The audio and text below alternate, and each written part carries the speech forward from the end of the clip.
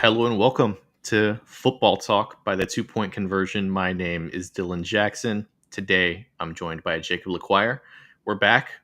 It's been a while, but the NFL season is less than a month away at this point. So figured it's time to kind of get back into the swing of things. And today we're going to talk about some progression and regression candidates. Just talking teams as a whole. Like every year, there's a few teams that break out. Every year, there's a few teams that disappoint. I guess the goal of this podcast in particular is to identify those regression and progression candidates. So we're going to go ahead and kick things off with your first team, Jacob, the Los Angeles Chargers. And this is the regression part of it, to be Yes, clear. regression. Yes. The Chargers, I think, I don't know if you agree with me, but I think they kind of overachieved in year one of the Jim Harbaugh era. We all know how good the defense was last year, just like some catch-all efficiency metrics. They were sixth in EPA per play, sixth in success rate, and they were actually the best in terms of points per game allowed in the league, just under 18 points per game. Like compare that to what the Panthers and some of the other teams put forth. It's night and day. Like that's how they were able to keep games close, stay in games. And they did all this despite not having a ton of star power on that defensive side of the ball, right? You could say Derwin James probably was the biggest star at that point. Joey Bosa, maybe in name, not so much in play or consistency at this point. They didn't really add anybody to the defense or to the team as a whole in terms of free agency. That's going to be my first kind of red flag with this team. They had over $100 million in free agency to spend, and the biggest free agents that they brought in were Mekhi Becton, who they gave a pretty penny to. I think he fits in well with the Greg Roman scheme. They're going to want to run the ball more. They brought in Deshaun Hand, who is a rotational defensive lineman. You might know him from when he played back at Alabama almost 10 years ago. And then Dante Jackson was one of their big defensive free agents. We know what Dante Jackson is at this point. A little bit inconsistent, but if he gets a pick and can convert a big play, he can make some stuff happen. That and re-signing Khalil Mack is where most of their free agency money went to. The rest, they kind of just sat on their hands. I think they missed a prime opportunity to try to get better and evolve more than the teams in their division did. I think by far they did the least amount in that division. In the draft, they added Amarion Hampton, who we both love. I think he's going to be a staple of that run game. And then they added Trey Harris as well, the Ole Miss receiver.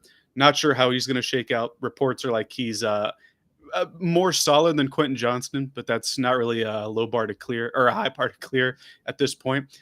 And the other thing I'll say about the offensive weapons that they brought in, they were so unsure, I guess is a good word, that they brought Mike Williams back, who promptly retired after I think a month or so with the team. And then just last week or 2 weeks ago, I can't remember, they bring Keenan Allen back to the fold, who was going to retire if he didn't get an offer from the Los Angeles Chargers. So I think the fact that they're unsure about some of their young weapons on offense, the fact that they kind of sat on their hands in terms of how much they could improve in free agency, the fact that their defense lacks star power, which means they can be prone to regression, and the fact that while I think Greg Roman's not a horrible play caller by any means, he's going to limit the ceiling of what Justin Herbert can do as a passer because his schemes are going to be run first in general. All of these combine to me thinking, the Chargers kind of overachieved. They got smoked in the playoffs. Maybe they won't be second in the division this year. Maybe some of the other teams that have improved more might lap them in the 2025 season. Yeah, and you think about how Jim Harbaugh has always tried to build his teams, and it's through the trenches.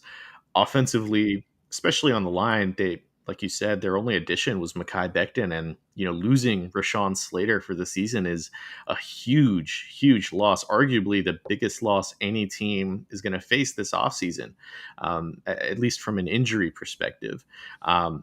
So their offensive line is worse than it was last year. They also lost Puna Ford, who arguably was one of the best run stuffing interior defensive tackles in the league last year. Like he signed, I think it was a 3-year, $40 million deal with the LA Rams. He replacing him with Tyre Tart is like, you're getting worse along the defensive line. I get that they have rookies and Kyle Kennard, Jamari Caldwell, but you know, year to year, this team is definitively worse than it was last year. I think they're relying on a lot of progression from second year guys, right? Junior Colson, maybe Lad McConkey can take another step. Maybe Joe Alt takes another step. But ultimately, like, you really are reliant on these rookies just transforming your offense, and truthfully, that's they didn't really add much defensively in terms of their rookie class either. Like, you talked about Trey Harris. Honestly, Keandre Lambert Smith, from what I've seen Mhm. at least, has looked like the better receiver, and somebody that could potentially even play with the ones in this season. Like, he fits well alongside Keenan Allen, alongside Lad McConkey, Quentin Johnston. He's more of a chess piece than Trey Harris would be, more of a, I guess, featured part of the offense. But they still seem pretty excited about Trey Harris. It's just like you said, the attrition that this team is going to face, and wanting to build through the draft. Like, I think there's a lot of missed opportunity with how they went about free agency in particular. They had upwards of, I think, 80 or 90 million dollars to spend, and walked away with Mekhi Becton, Keenan Allen, Mike Williams, Deshaun Hand, and Dante Jackson. Like, that is unequivocally, I think, pretty much a failure. You have to find ways in the modern NFL to find effective free agents, at all price points. I get that a lot of times you're going to be spending 120 cents on the dollar for certain free agents, but to walk away with the free agent class that they did, I think it's a little bit disappointing, considering this is a team that wants to take another step and become not just a playoff team, but a potential contender. And when you have Justin Herbert on such a contract where he's the guy, you're trying to build around him, to not use the resources that you have, that to me, is a pretty big, unambiguous disappointment. And as far as using the money for something like contract extensions goes, they only had one major contract extension, Rashawn Slater, who we talked about, who's going to miss the entire season. They extended him, which is like a good move on their part, but it's not going to kick in this year because he's still under his rookie deal. So they had a lot of space to use. I didn't mention that they lost Christian Fulton to the Chiefs as well, who I thought played pretty well in stretches for them last season. So I just think that a lot of things are falling into place where this could be a team that, instead of going, I think they were 11-6 last year and second in the division, this could be like a 9-8 third in the division kind of thing. And I still like the Chargers. Like, Justin Herbert is probably always going to be my guy, and I loved the Amari and Hampton pick. I think everybody at the 2 point conversion Yeah. loved the Amari and Hampton pick for the LA Chargers. There's still parts of their defense that I think are really talented. Their linebacking core, especially, I think could be pretty special with Dan Hanley, Junior Colson. You can throw Denzel Perryman in there, throw in James also, and Khalil Mack has really kind of found a stride lately for this Chargers team, just finding a way to consistently show up year after year, despite being pretty old for an edge rusher at this point. But I can't help but be underwhelmed with the inaction of what this team did. So, moving on to the first regression candidate that I had here, and I'm going with the Atlanta Falcons. And I get that this Falcons team really, it didn't even make the playoffs last year, right? They were, I believe, 9-8 or 8-9, one of the two. It came down to the last week of the season where they had to beat the Panthers, and they needed the Buccaneers to beat the New Orleans Saints, or excuse me, lose to the New Orleans Saints. Neither of those things happened. The Falcons missed the playoffs. And, going into this offseason, the Falcons had arguably the least amount of resources to improve this team across any team in the NFL. I think they were negative in the cap space. They had the least amount of draft picks because of the Matthew Judon trade, a few other things. And the Kirk Cousins signing from a year ago really limited their spending potential. So they went out, they cut Grady Jarrett, they lose Drew Dahlman. and they didn't really have the cap space to sign anybody. So already they're starting from behind the eight ball. With their first round pick, they drafted Jalen Walker, 15th overall, if I'm not mistaken. They traded their first round pick next year for James Pierce. So they've really gone all in on creating a young, exciting pass rushing group, which, I love both of those prospects. I think I had both Jalen Walker and James Pierce as top 10 picks, but I don't love the process of giving up an unprotected first round pick next year, for the sake of, the short term gratification of potentially making a push for the playoffs if you're this Falcons team, when really you haven't even seen your quarterback play for an extended period of time. If you're, Terry Fontenot, right? That's his name. I guess it really doesn't matter, because if it doesn't work, you're out anyways. But it's still an incredibly short-sighted bet, and I'm not really all that high on this Falcons team. Their depth is really poor. Yeah.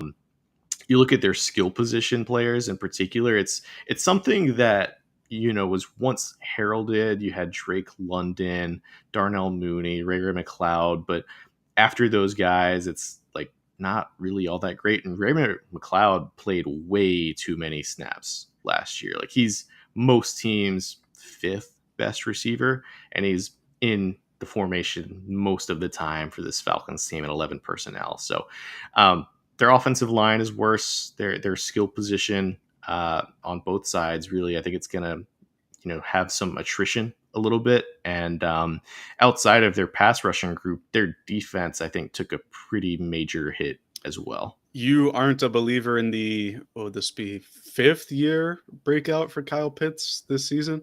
They're saying this is the year for Kyle Pitts in fantasy. So I wanted to gauge your interest there. Your reaction tells me everything I need to know about how you feel.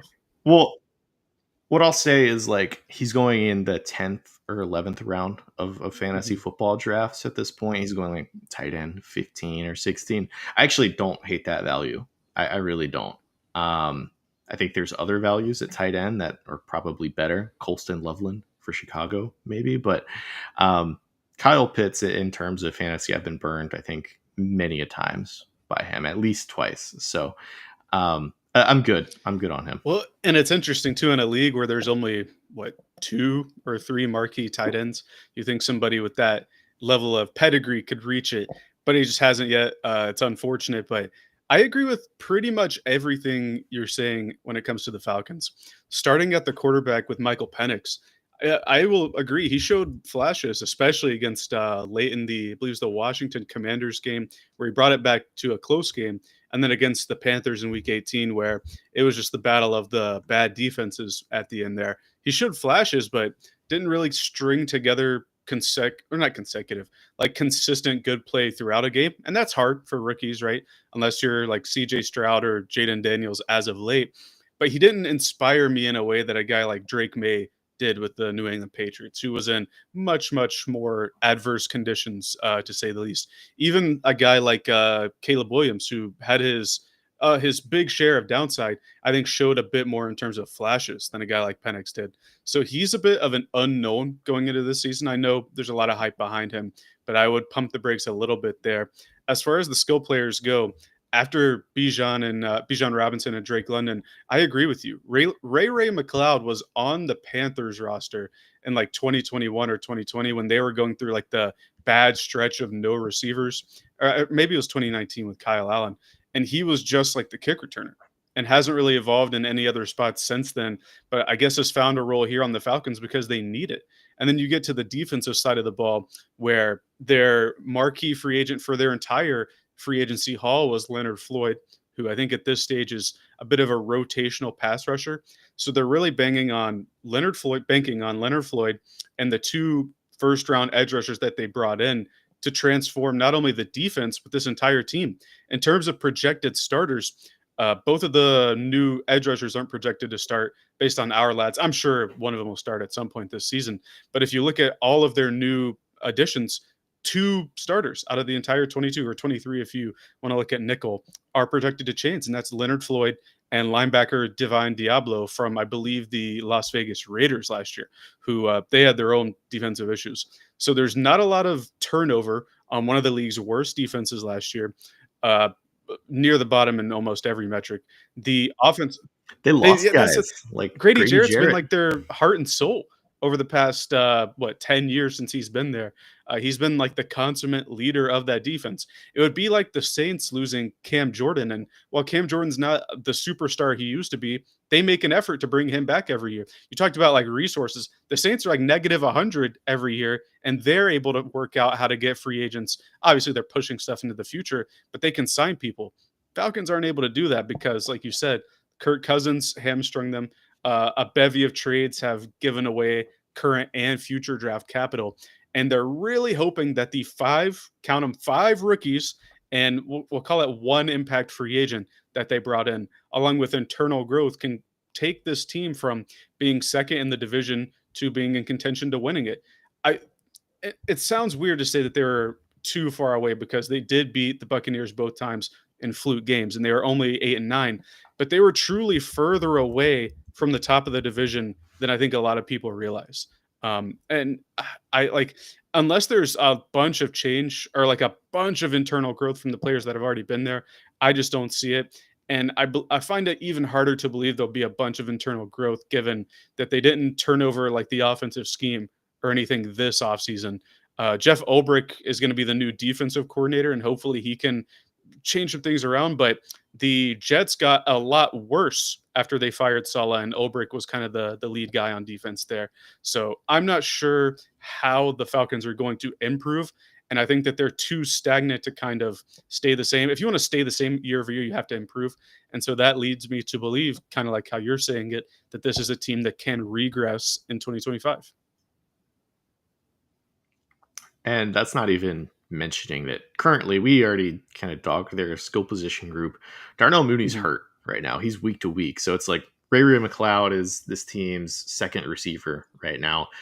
Their third receiver is Kaderil Hodge, Jamal Agnew, maybe, who started his career as a defensive back. Um, it's not good right now. And like they didn't have a plan with Kirk Cousins going into the offseason as well. Like you could have tried to find a trade. You could have saved like 20 something $1 million by cutting him by a certain date. Neither of those things happened. So you just have an expensive, old backup quarterback who's probably not even happy to be there at the current moment. So I'm pretty low on what this Falcons team could be. I think that, you know, if things break their way, they could be a borderline playoff team, similar to last year, 8, 9, maybe 10 wins if things really break their way. But I think it's going to be the opposite, where they're too reliant on that perfect scenario happening. Just a few injuries could really break this team. There's very, very little depth. So I think it's more likely that they have, between 4 and 7 wins. This, I think, is the perfect team to take a swing on a guy like Jalen Polk, the Patriots second round receiver from 2 years ago. You know, the rapport with Michael Penix. He's probably found his way out of the rotation and or near the bottom of the rotation in New England. Like the Falcons, to me, scream like a team that needs to make kind of an on the margins type trade, like a training camp type trade, but they're already limited in future resources, right? So I don't know if they're going to be willing to do it, which is weird considering that I think this is going to be Terry Fontenot's all in year, kind of like how we're talking about with them kind of pushing everything forward. We'll see if they make any changes. I think if they want to be a true contender in the NFC South, they need to make some changes or make some additions to the roster.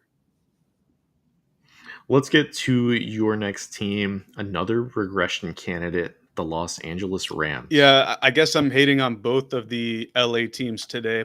This one to me is more cut and dry than the Chargers one. I think this team is, despite the defense getting younger, I think they're just getting older on offense. There's huge question marks about Matthew Stafford. He hasn't practiced in training camp so far. He didn't do much in the offseason either. There were already talks in the offseason about trading him.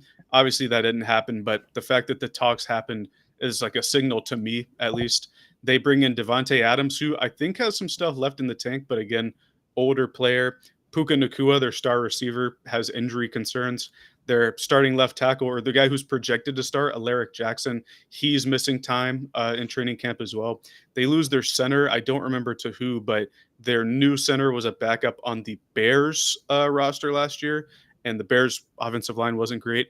So I'm just kind of looking at the entirety of the offense and seeing kind of older or guys that are aging, a lot of health concerns and concerns that are real, not like, oh, this guy's injury prone. The guys are already injured and we haven't taken a snap of regulation football yet. Looking at all of that, and that's like the big thing to me. Also, last year, the division was very, very close. I think the playoff games kind of erased how close the division run was for the Rams last year. They were a negative team going, I think, coming out of their bye week. They were 2-4. Obviously, Puka Nakua missed time when he was back on the field. They were 8-2. So at their full strength, we know how good a Sean McVay team can be. But my question is, are they going to be at full strength at any point this year? Even with them playing well during spurts, if you look at their advanced stats, 16th in EPA per play on offense, 10th in success rate.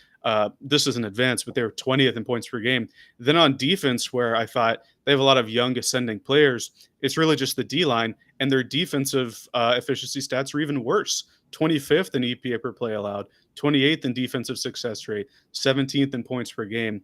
This is a group that I think is headlined by a lot of young stars on the defensive line, guys like Jared Verse, Kobe Turner. But outside of that, and the addition of Puna Ford, I'll add, outside of that, the back end of the defense has concerns. And then on offense, I'm just very, very concerned about how long this the starters, the stars of this team can play together for a full season.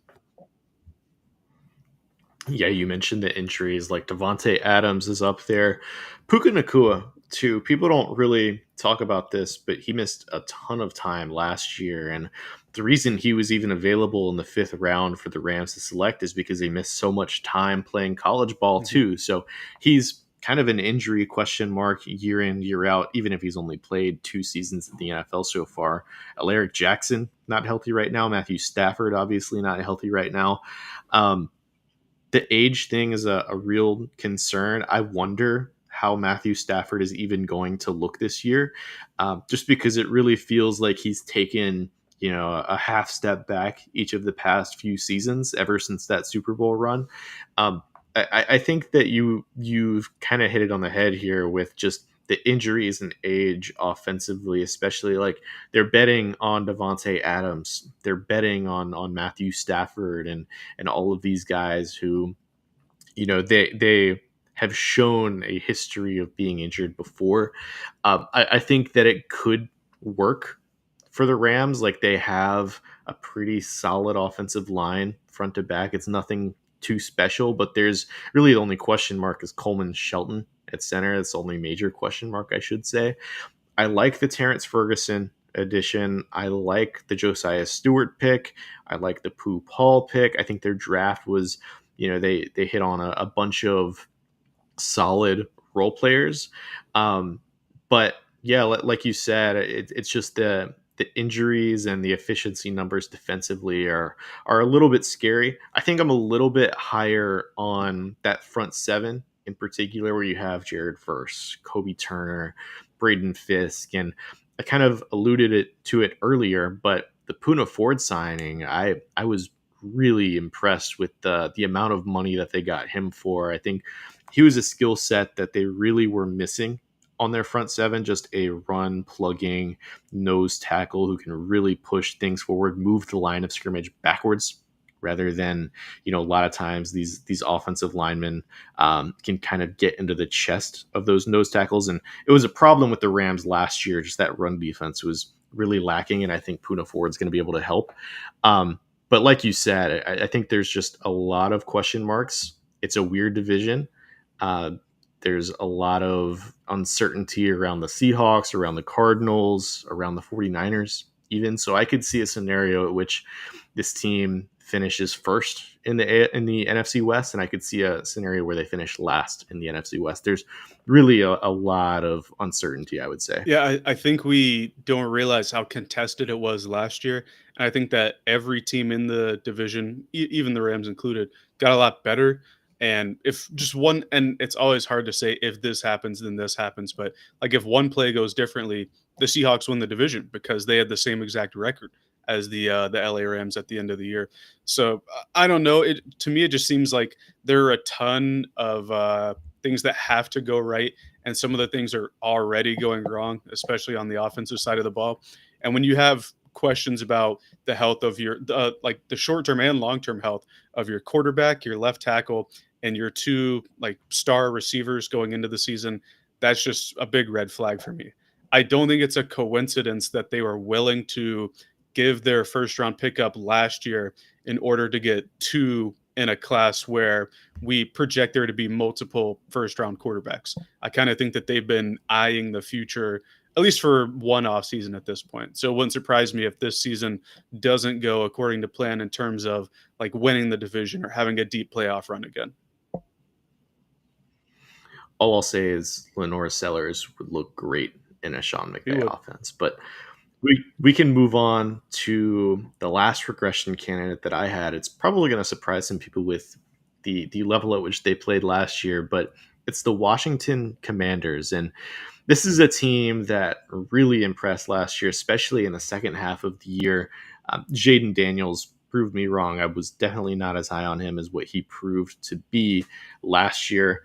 Um, Defensively, there's a lot of question marks, but they really invested in their offense with, trading for Debo Samuel, trading for Laramie Tunsil, drafting Josh Connerly in the first round. This, you know, if everything breaks right, it could be a truly special offense. But I have a lot of questions with just the kind of similar to your concerns with the Rams, just the age Yeah. and injury status with a lot of these guys. Like, Terry McLaurin is almost 30 years old, which is kind of when the cliff is with these receivers.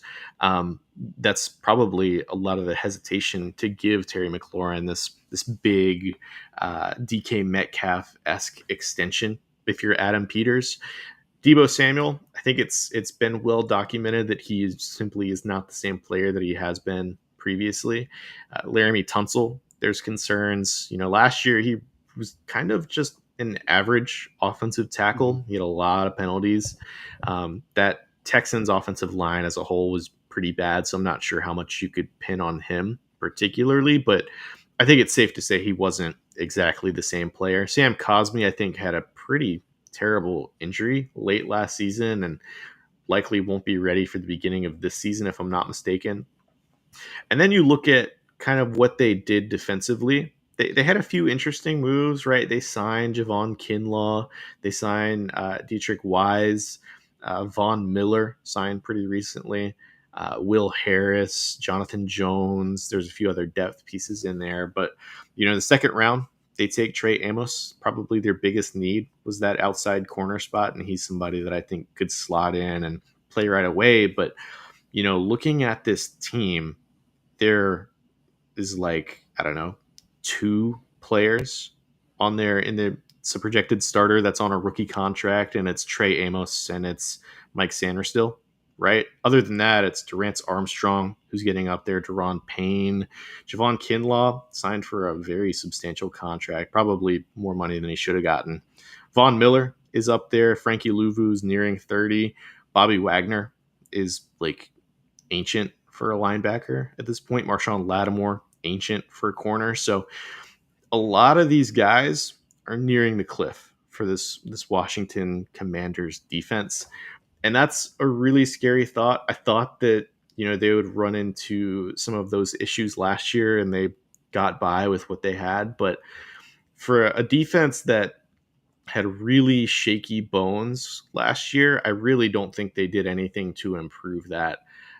If anything, like you lost Jonathan Allen, who didn't really play last year, but you still lost him, um, and just the investment that they had in a lot of their offensive players were in guys that were disappointing third contract type of guys from last year. So it's a little bit shaky. We'll see how things work out. I like that they invested into their offensive line, which clearly needed a lot of work, but It's just the bets that they made on Debo Samuel, on Laramie Tunsil, and some of these aging defensive veterans were a little bit expensive, and I'm honestly not sure whether they're a better team than they were last year. I think when it comes to Washington, they're a team kind of like the Chargers. They had a ton of cap space, right? And instead of signing like Milton Williams or something like that, they absorbed contracts with trades, right? Debo Samuel, Marshawn Lattimore in season. I'm missing some Laramie Tunsil as well. But a lot of these guys, like you're saying, are bets on guys that are kind of past or like very clearly past their prime in Lattimore's case. And the Lattimore one didn't pay off like at all. He wasn't when he eventually got to play because it took some time. He just wasn't very good for Washington, and against the better teams, you could see how much the defense kind of bended and broke at the end there. Like obviously they beat Detroit in the playoffs, but Detroit they were just kind of out of sorts. And then Philly, granted, turned them over a lot, but had the I believe they had the highest scoring amount in a conference championship game, certainly highest in the NFC championship. I'm not sure about the AFC. 55 points that they scored against the Washington defense there. Uh, and then the weirdest one to me is the Javon Kinlaw signing. The first round pedigree like stays with you throughout your NFL career. And so I think that attributes to how much he got paid. But they drafted Jerzea Newton 2 years ago in the second round to be the replacement to Jonathan Allen or Deron Payne. And Ken Law looks like he's going to start. So I was kind of confused about that one, that they were willing to shell out so much money. Like you said, they signed Von Miller pretty recently to try to replace Dante Fowler, who you could say was probably their most effective pass rusher last year. Von Miller just hasn't been good whatsoever in his tenure with the Buffalo Bills. So I don't know how that one's going to work out. Will Harris started on the Saints and was okay. I think Trey Amos, like you're saying, is probably their biggest defensive addition. He was their second round pick in the NFL draft this season. A lot of old players on that defense, kind of similar concerns with the Rams for me. But I'm also concerned about the offense too. I like that they tried to add weapons for Jaden Daniels, especially if Terry McLaurin plays this season. It's like a soft holdout, right? It ended after like one day, and he was hugging the general manager or somebody, so he'll probably play this season. But Debo Samuel, well past his prime, right? Then you're looking at guys like Luke McCaffrey and Noah Brown on the depth chart after that because they lose De'Ami Brown. And then Laramie Tunsil, while I think he's still going to be an effective left tackle and then eventually pass the torch to their first round pick, Josh Connerly, I'm not sure that he's going to be the guy to revolutionize an offensive line that, frankly, wasn't as good as the team performed last season. This team was top five in all offensive metrics, and it was off the backs of Jaden Daniels making stuff happen and Cliff Kingsbury kind of finding the holes in defenses. With a year of tape on Jaden Daniels, with all the older players and the concerns there, I'm not sure that this team is going to light it up like they did last year. It wouldn't surprise me if this team isn't even second in the division. Like we see a pretty steep fall off. And I'm not wishing that upon them or anything, but when you look at just outside of the draft, looking at their key additions and it all being almost all 30 plus players, it's just rough to look at. It's tough, and like just the skill positions, they don't have much juice, right? Yeah. Terry McLaurin, Debo Samuel are pretty old. Luke McCaffrey isn't really that type of player. They drafted Jalen Lane, who's kind of a quicker, like he's more of a deep threat than I think a gadget player. You would argue that maybe Austin Eckler is that guy, but he's again How old like is he? old for a running back. And I mean, you can, if you watched Austin Eckler in the past 2 years, you will know he doesn't have any more juice. So I'm just a little bit concerned about really the age is the main thing with me. It's like you have this unresolved contract situation with your number one weapon. The main, everything goes through Terry McLaurin in this offense. And if he's really not settled in by the time the season starts, then I think it could be pretty rough offensively for this team. And defensively too, just the age and injury concerns and everything of that manner. But I think it's time to get a little bit more positive. We are going to get to our progression candidates, and we'll start with your first team. I'll let you announce it. Yeah, it's going to be the New York Jets. And that a lot of people might laugh at that if you hear that or watch that or anything. But the biggest problem with the Jets over the last half decade or however far you want to go back with the Joe Douglas era, even back to what was the coach that did the hyperspace? Was that Adam Gase with the I think it was. I think so. Anyway, Yeah.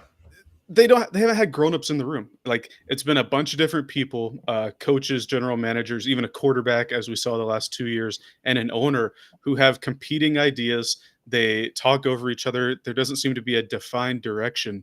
But I think with Aaron Glenn coming back to New York where he was drafted, bringing in a guy like Steve Wilkes and bringing with him from Detroit, Tanner Engstrand, who was, I believe, the tight ends coach in Detroit, who is familiar with their offensive system.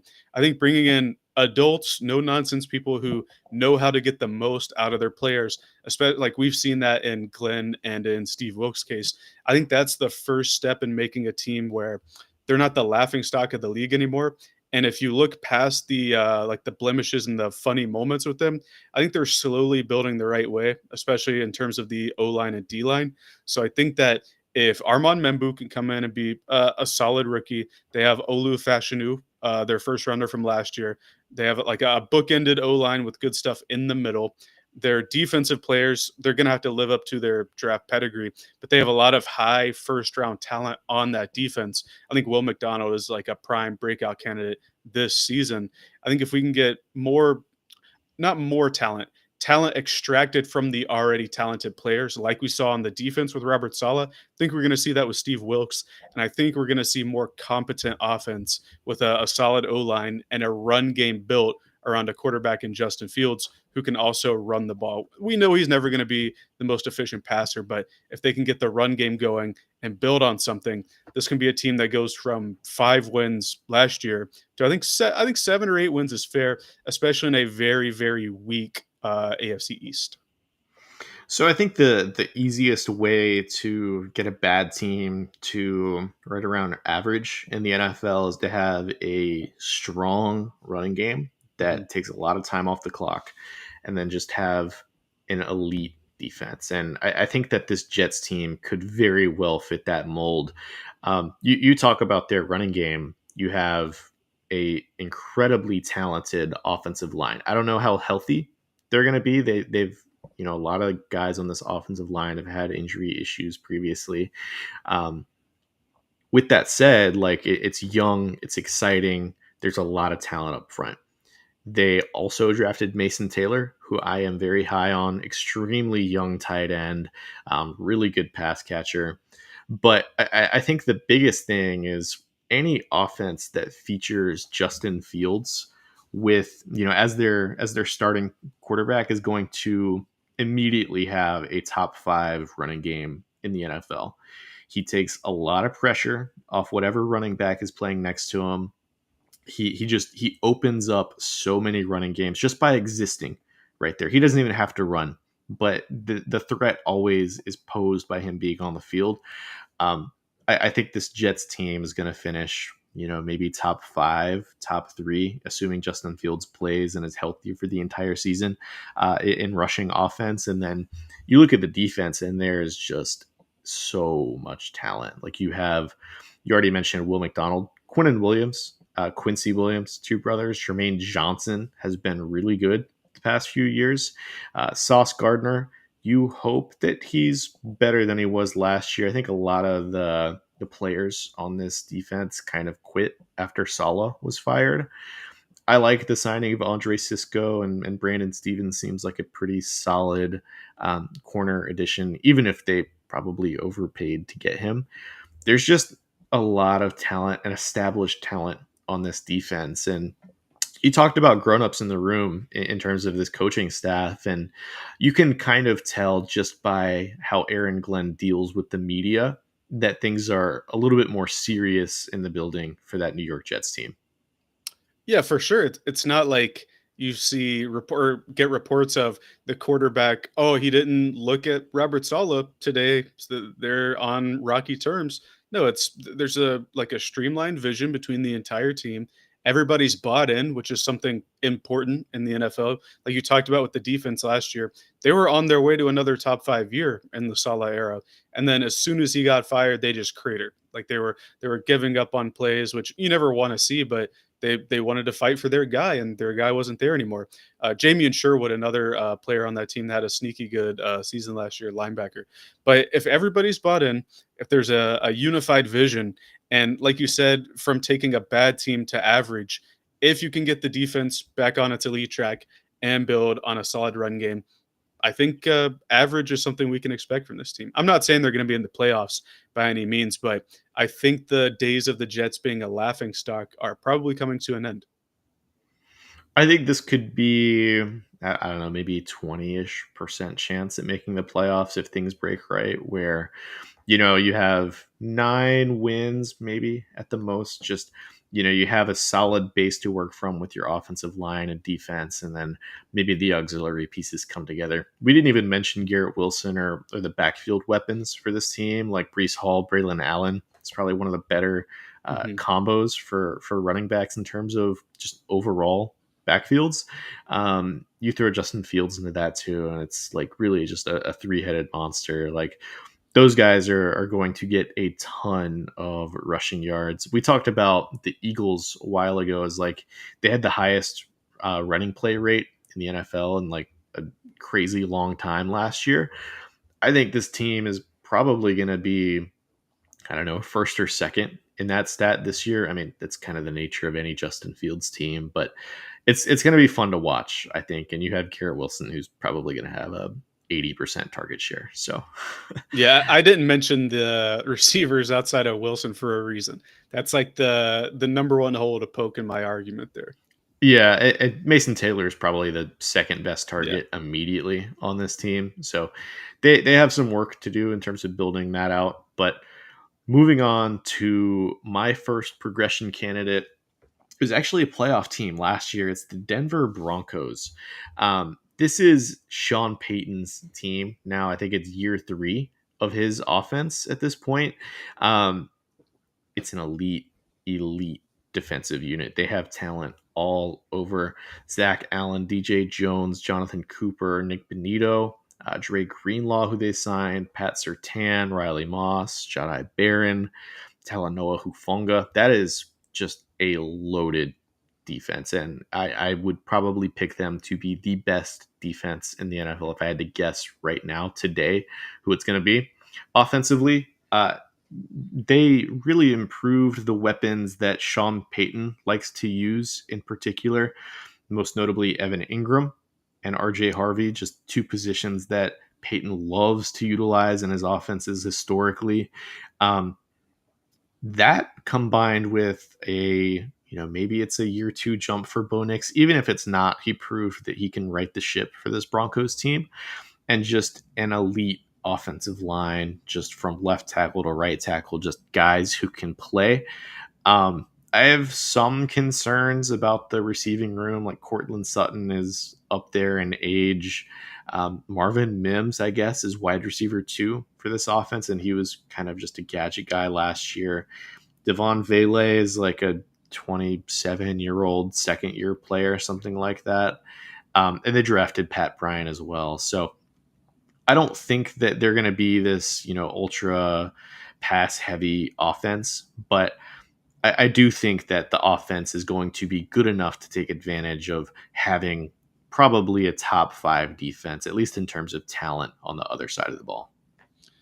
Well, if you look at a Sean Payton offense, he doesn't want it to be a top 5 pass heavy offense. The Drew Brees prime years where it was because the defense was so poor on the other side of the ball that Drew Brees had to throw for 5,000 yards every season. But that's not the case in Denver this season. If you look at the defense, first in EPA per play last year, first in success rate, allowed the third fewest points. I actually thought it would be first, but they have elite players across the board. Zach Allen was, I think, second team All Pro last year. Nick Benito had a great breakout season for him last year, 10 plus sacks. Pat Sertan, Defensive Player of the Year, first defensive back since Stephon Gilmore to win it. And they have depth at every single level. And that's before they bring in guys like Dre Greenlaw, Talanoa Hufanga, both from the 49ers. They drafted Jedi Barron with their first round pick. I don't think anybody thought that they would go in that direction, but they just wanted to continue to solidify what's already an elite defense. One of the fears every season, especially with teams with good defenses, is that you're going to see defensive regression to the mean because defense is hard to predict with changing offensive schemes, stuff like that. I think the Broncos are probably the most regression proof defense because of the stars they have at every level. And they didn't lose anybody. They just added players that can be starters. They added some depth players as well. This might be the most well rounded side of a team in all of football, in my opinion. And then you get to the offense where, like you said, from left tackle to right tackle, you have 5 Pro Bowl caliber players. Quinn Miners was all pro last year, and I think McGlinchey was a Pro Bowler as well. You have the Sean Payton guys, right, in the running back room and the tight end room. I agree with the concern about the wide receivers. You don't have like the Michael Thomases or the Marquise Colstons there, but maybe Pat Bryan can be like 70% of one of those guys and be a sufficient target for Bo Nix. I think it's going to come down to whether Bo Nix has a sophomore slump or hits the plateau or even continues to grow. But I think this team is so well rounded and insulated, and the system is so good that even if he hits a plateau and doesn't grow too much from where he is now, this team is good enough to absorb that and continue to win. This is a team that won 10 games with Bo Nix as a rookie last year. And while he was competent, he was missing a lot of throws, especially in the intermediate area of the field. So if he can tighten that area of his game up, I think this is a team that can be much better than anybody expects and go from a 10-win team to like the surprise 13-win team that I guess the Vikings are the best example of that last year, where I don't think anybody expected them with Sam Darnold to win 14 games, but because of the excellent coaching on both ends of the ball, which the Broncos have, and because of the star power across the board, they were able to take that step. I think the Broncos could be a team like last year's Vikings, where we see them out of nowhere. Oh my goodness, 14 wins! Like I think we could see that with the Broncos. They're a really good team. They are going to be, I think, playing in January football, if I Mhm. had to guess. But moving on, this was your second progression candidate. Let's see. Just keeping track here. It is the Arizona Cardinals.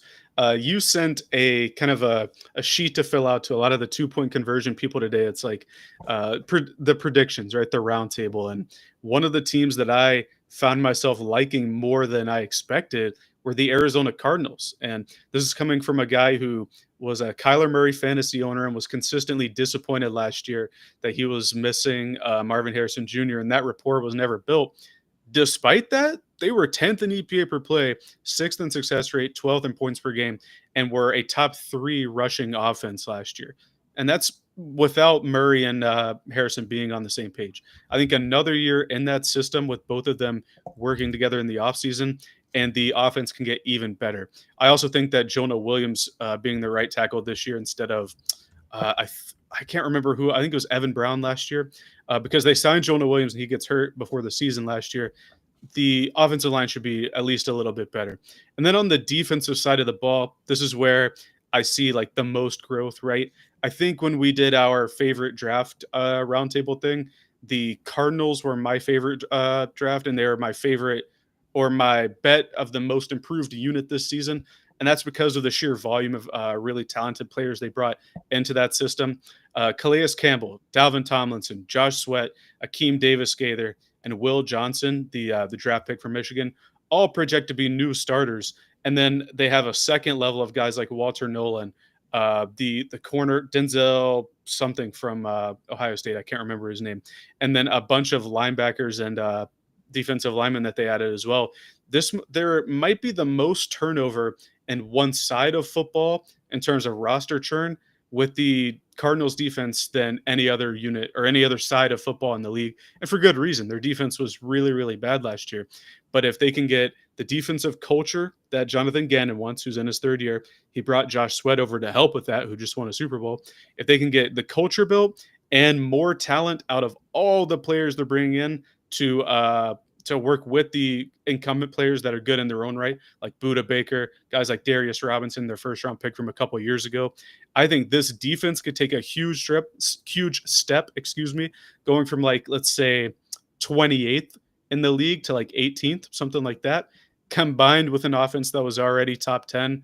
And I think you have a team that's primed for going from 8 and 9 to being a sneaky 10-win team or something like that. So I understand the enthusiasm with this Cardinals team, and this is probably going to be the team that I disagree the most on with Mhm. you. Um, and their defense does look a lot different. Like you said, like Calais Campbell, Dalvin Tomlinson, Akeem Davis Gaither, Josh Sweat. Those are all like front seven starting caliber NFL players. Um, Darius Robinson also didn't really play last year. I think he dealt with some injury stuff, so they're getting a first round pick worth of talent there too. Walter Nolan, I think you had a top 5 grade on him, if I'm not Yes. mistaken. So you're very high on Walter Nolan. The thing that I'm gonna push back on, and I understand that the defense, at least the talent that they had in the front seven last year, really they weren't NFL players, to be honest. Like it was Bilal Nichols, I don't know, LJ Collier. It was bad. It was really bad. I'm not exactly sure who the elite player is going to be in terms of their front seven. Like they have more talent, but it's a lot of like average or maybe below average starters to me. And Mhm. maybe Josh Sweat's kind of the exception here, where you got, in my opinion, the guy that should have been the Super Bowl MVP, somebody who really exploded in the playoffs last year. Um, he's, I think, an above average edge rusher, but Calais Campbell's up there, Dalvin Tomlinson. I think he's a good starter. I don't think he's a great starter. And then you have some unproven players in Walter Nolan, Darius Robinson, Baron Browning, and I think the off ball linebackers as well. So while I do agree that there's a lot more enthusiasm for this unit this year, I think in my head it's like, okay, can they prove that they're more of a 24th or 20 to 24th level defense rather than like literally the worst in the league, right? I'm not sure the talent is there. Like they spent a lot of money and resources on this defense.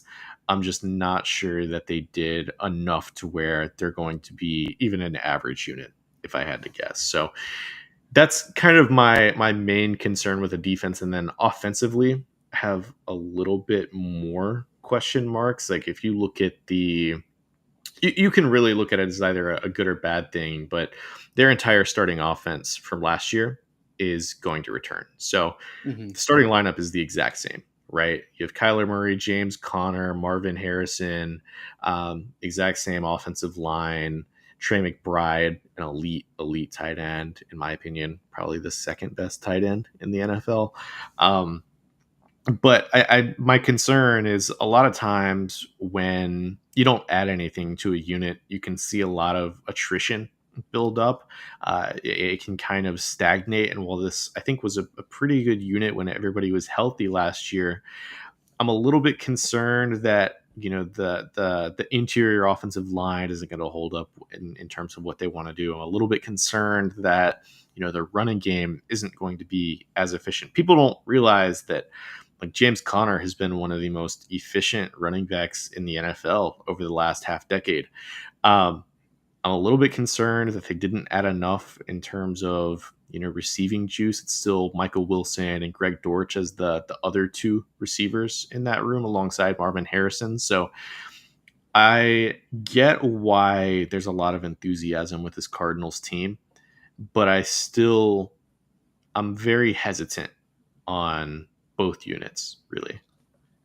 I completely agree with the offense. When I was doing a lot of the offseason breakdown articles that are coming soon, by the way, there are a lot of full units that retain their starters more than I thought there would be.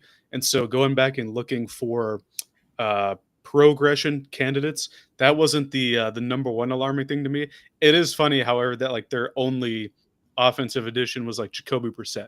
Like they didn't add Yeah. anybody. But He on he the was their biggest financial investment into the offense was Jacoby Brissett for like 1 year, 4 million, something like that. which is what, like a second round pick salary or something like that. So not a lot of financial commitment to that side of the ball as far as additions. But with the defense, let me ask you, how much better are average to below average starters than guys who aren't NFL players in that front seven? And that would be my argument as to, even if these guys aren't superstars, competent talent together, young and old, because they're bringing some vet like Calais Campbell is an older guy, but they also have guys like Walter Nolan coming in, bringing in NFL caliber players that all can work together in a system that I think is going to be. It's not going to be different, but I think bringing guys in that know it is going to make it better. I think that's my sticking point, that NFL players, guys who would start on other teams or would have heavy snaps on other teams, are better than guys that the Cardinals had who aren't going to have heavy snaps on any team this year. I think it's going to be interesting to monitor this team Mhm. and the defense in particular. Us being Panthers fans, we're going to see it week 2 in Arizona. It's going to be a fun game.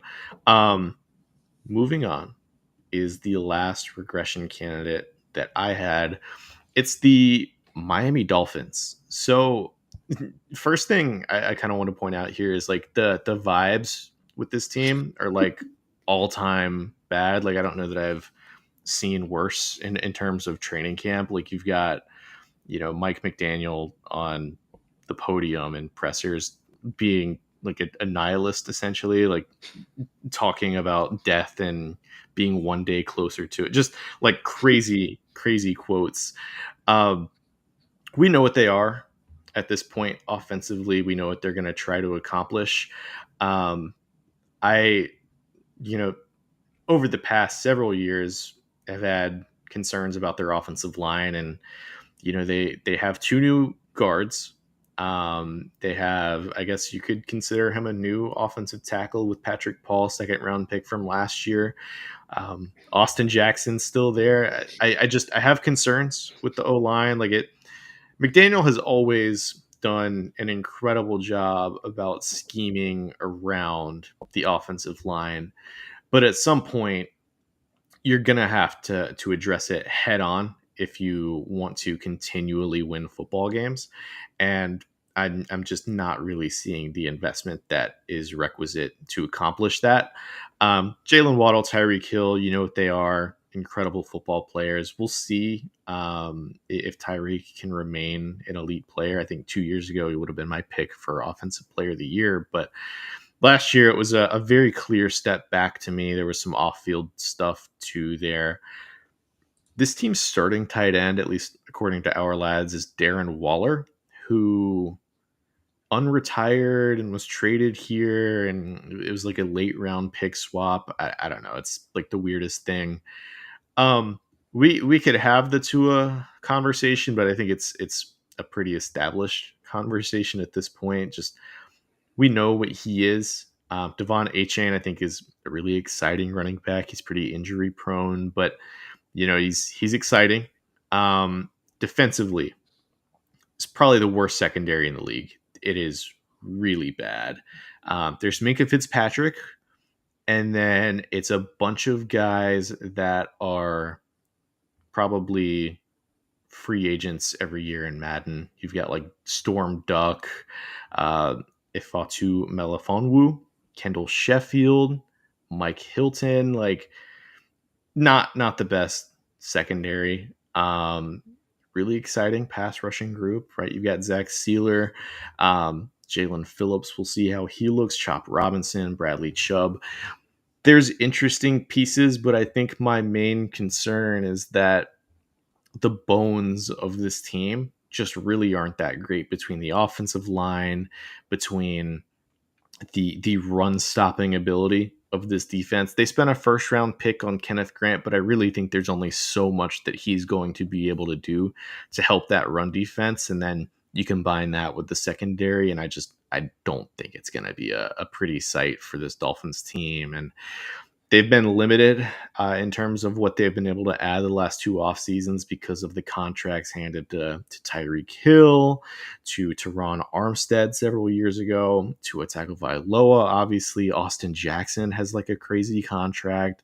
There's like so much money being spent on this team that they just haven't been able to make improvements, and they kind of fell into the trap of spending so much guaranteed money before they were good too, which has hampered them now. So I'm a little bit pessimistic based off of their lack of ability to add anything this offseason, combined with just, I mean, I've kind of said it a lot with these regression candidates. It's just the attrition of, knowing what you have rather than having, interesting pieces that could potentially lead to improvement.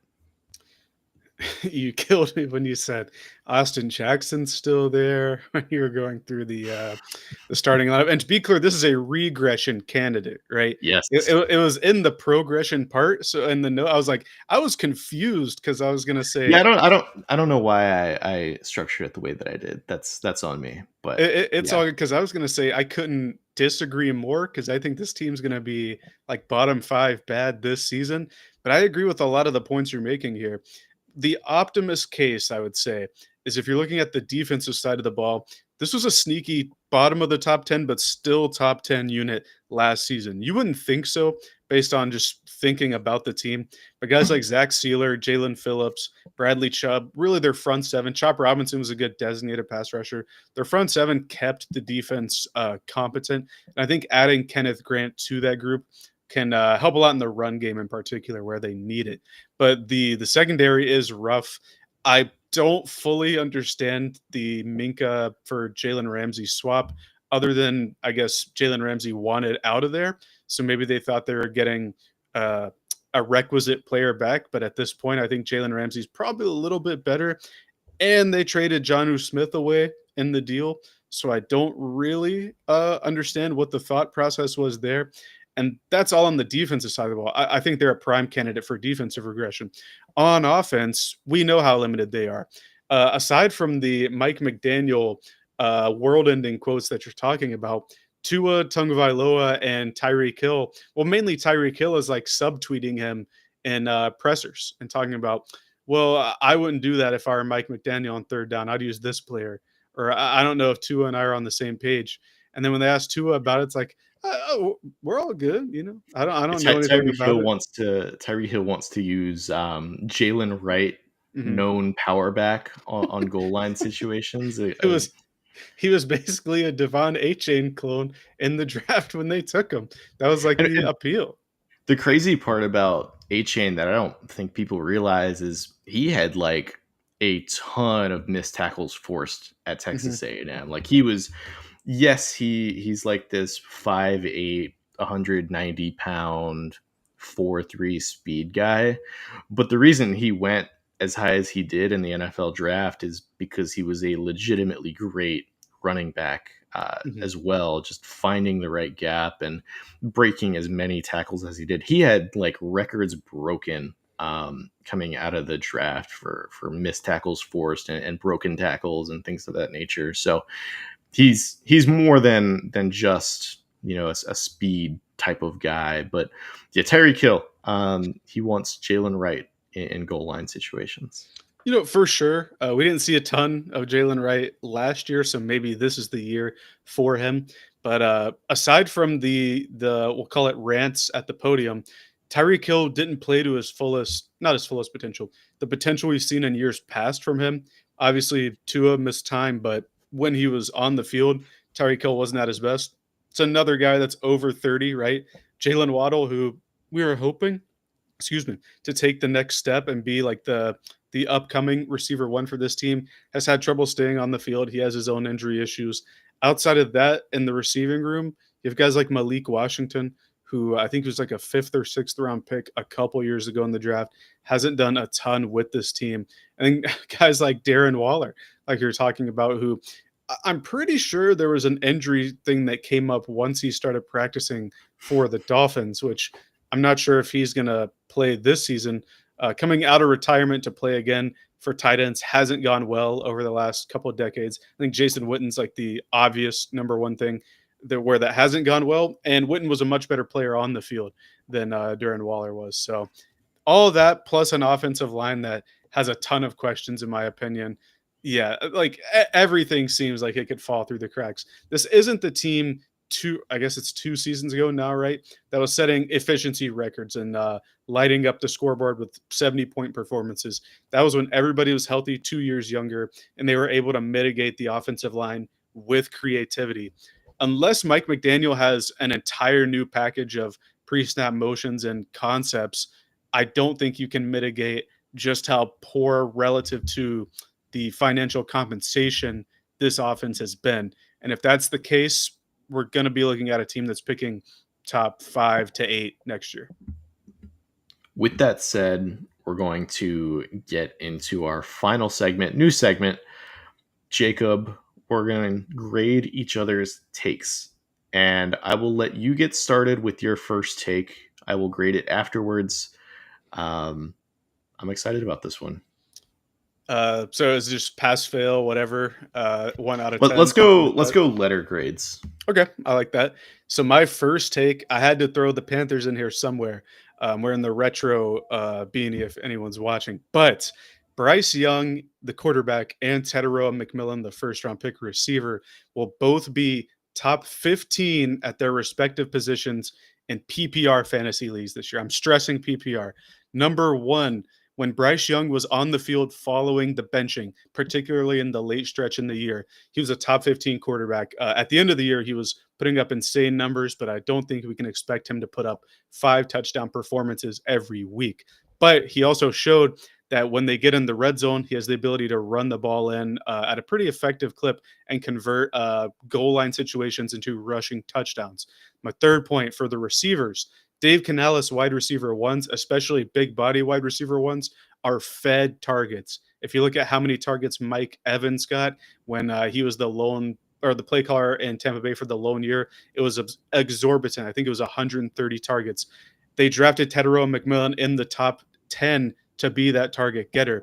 And the last point I'll make is in the first game of the preseason, and I know it's preseason, but a top 10 rookie played the entire first half and had designed plays for him when Bryce Young was in there and when Andy Dalton was in there. They were trying to force feed him the ball in the first game to get him the experience of being force fed in the regular season. So that's my take. Young and McMillan are going to feed off each other and both be top 15 at their positions in a PPR league because receptions are going to matter for this. So I'll give this a B. I think the Teteroa McMillan part of it could very easily come true. We've seen a lot of rookie receivers come in, like we had Malik Neighbors, we had Brian Thomas last year. And honestly, Lad McConkey probably finished as a wide receiver one in fantasy as well. So three different guys finishing as top 15 guys as rookies. I think McMillan could very easily hit that threshold. Um, you talked about the amount of targets and you know how Canales really likes to go to those number one receivers in the red zone, especially like Mm-hmm. Canales frustratingly he called so many goal line fades over the first 6 weeks to Deontay Johnson of all people, like 5'11" route running type to the like corner of the end zone. So I think we're going to see a lot of that for Teteroa McMillan. It's going to be a popular play call in the red zone to try and get him the ball.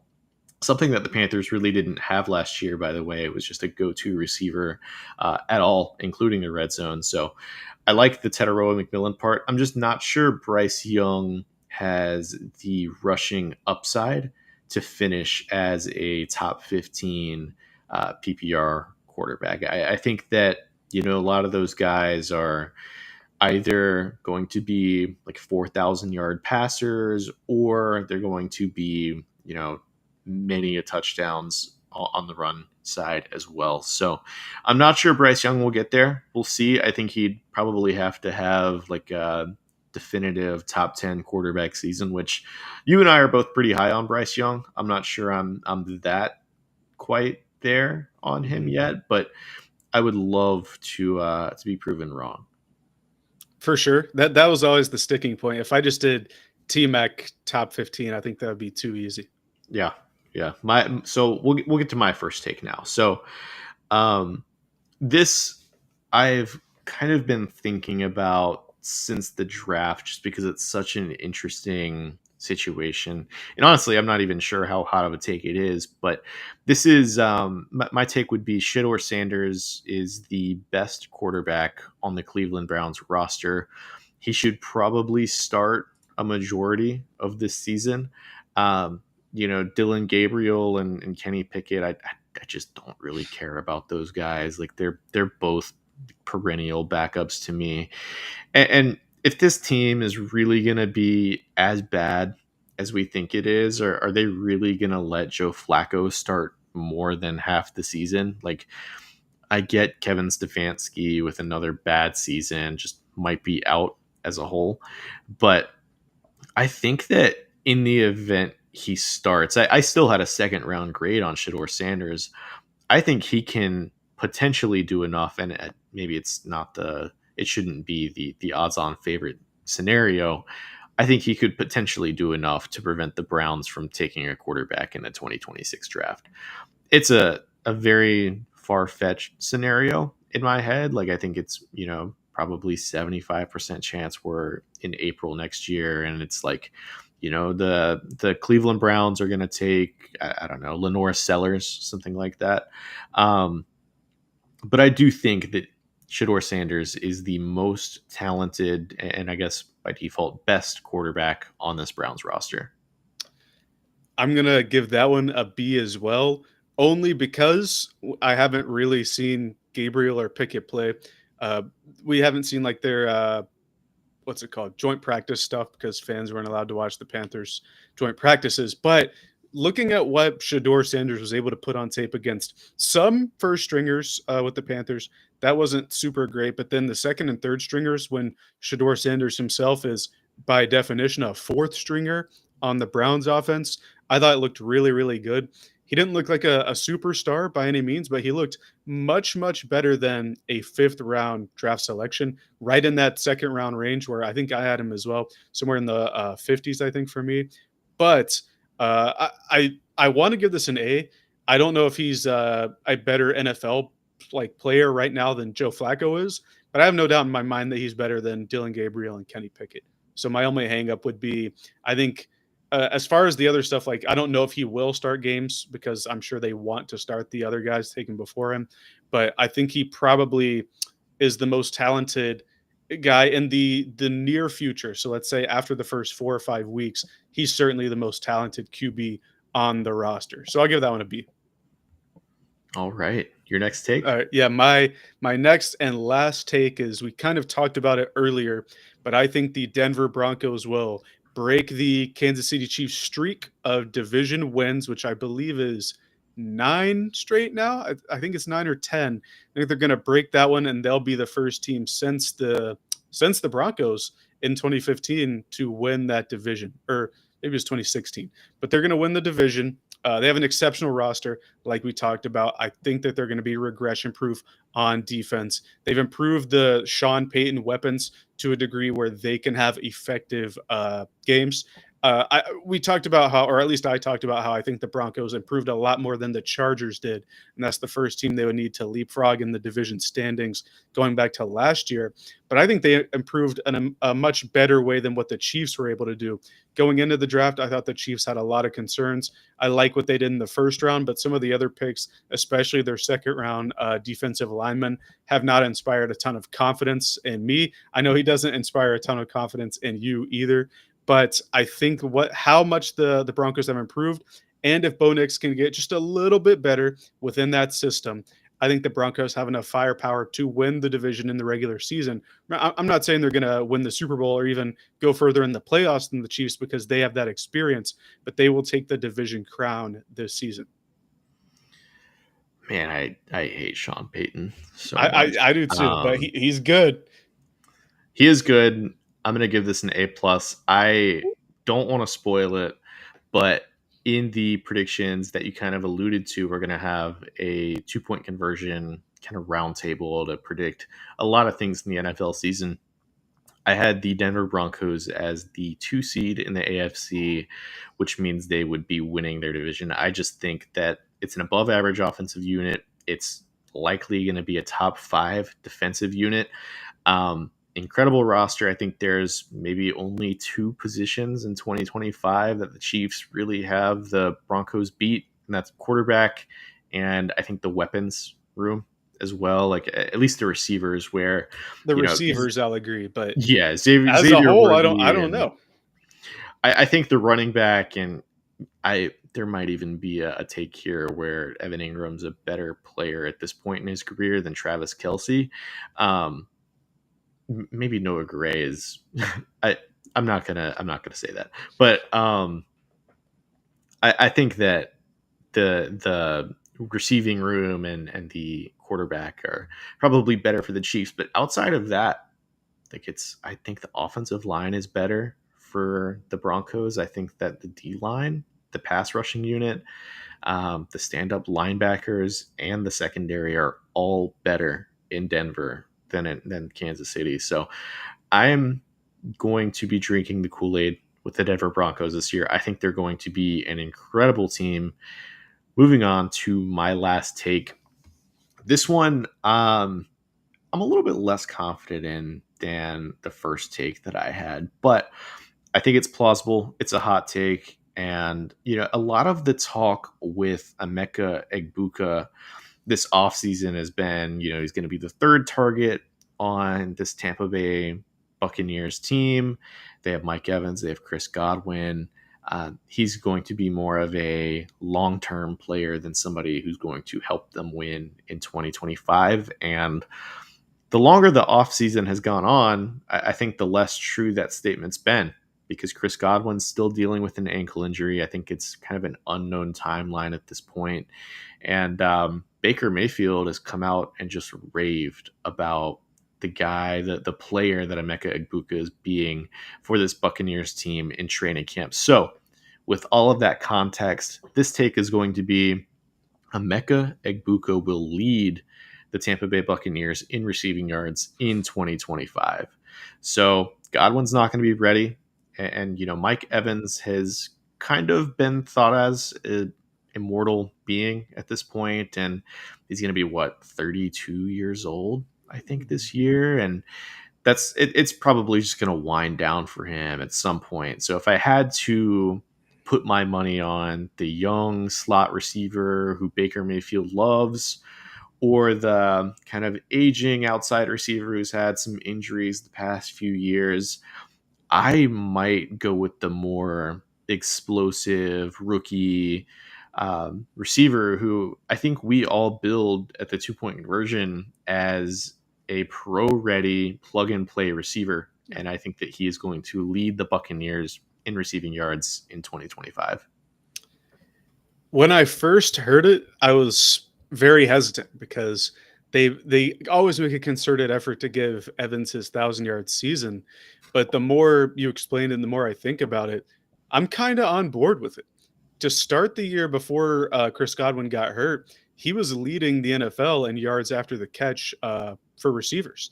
And I think that while I'm not sure Egbuka has the downfield explosiveness or like the quick twitch maybe that Godwin has, even at this point in his career, I think he's definitely the highest floor, most scheme-proof receiver in this class. Maybe Tedero McMillan, but Egbuka, really good player, and I'm going to give it a B because, like you're saying, Mike Evans has been doing this for, I think this is year 11 for, it's either year 10 or 11. So he's getting up there. Chris Godwin, even if he starts playing like early in the year, I doubt he's going to be 100%, at least like from a game ready perspective. So yeah, I kind of like this one. There's a reason they took him in the first round. This isn't the Tampa Bay Buccaneers team isn't a team so deep in talent that they can take guys for the future in the Right. first round. Like they need contributions from their first rounders. So I'm gonna give it a B. And the only reason it's not an A is because I still think they're gonna try to force feed Mike Evans down the stretch, especially in the red zone. But you specified yards, and I think Yeah. Egbuka has a good chance of racking up a lot of yards for the Bucks this season. Yeah, I think it's going to be like, I don't know, 900, maybe 1,000 total yards for Egbuka, and you split that with Mike Evans, who will probably get a very similar amount. Hmm. Chris Godwin probably going to be more around the 500 to 600 range, I'd imagine, this year if he's not fully healthy by the beginning of the season. I think the key is, like, if Godwin doesn't start week 1, Egbuka could just come in and take his spot and Yeah. be the guy in terms of yards in this offense. So I'm pretty optimistic about Emeka Egbuka. I think he is a really good NFL player. They've been raving about him in camp, and it sucks that he's on the Buccaneers because now we have to root against him. But I think that's going to do it for football talk by the 2-point conversion. Jacob, do you have any final thoughts on really anything we talked about today? Uh, nothing other than I like what we talked about. It's good to have the negative and then the positive, right? Because there's a lot of teams that are going to progress as opposed to negatively regress. I'm still hung up on the take there at the end, the Igbuka take. I'm trying to think about if he's actually going to do it, and I think you're right. It's going to be like 950 versus 1050 in yards. It's just going to be who it's going to be. Yeah, it honestly might just be because I generated this take just because I drafted him in my last dynasty league, so that might have something to do with it. But we'll see if it holds true. And the more I thought about it, the more I was like, yeah, I mean, he could really kind of take the lead in that offense, at least from a yards perspective, and the skill position between Bucky Irving at running back, Emeka Egbuka at wide receiver, and then honestly, I really like Cade Otton at tight end as well. Like, those are some really solid cornerstones for that offense. I'm really interested to see how their new offensive coordinator is able to kind of take advantage of it. So with that, we're gonna get out of here. Jacob, do you have any work that you kind of want to plug? It's coming soon. 32 off-season progress reports, one for each team. They're gonna have really good graphics by Colt, the graphics guy. Excuse me, with the 2-point conversion. But excited to get all those out there. Probably closer towards the end of the preseason. All right. With that, we're going to get out of here. My name is Dylan Jackson. You can follow me at dj.png, Jacob at Jacob LaQuire, and then the 2-point conversion at 2p_conversion. I will probably be back Thursday with a podcast of some sort. As you guys know, there was a little bit of errors with this one, with the Dolphins mishap, and some other stuff in there as well. So still getting back to form. It's been like a month since I've done this, so it's preseason, right? Preseason. So with that, we're gonna get out of here. Appreciate everybody for watching, and we will see you in the next podcast.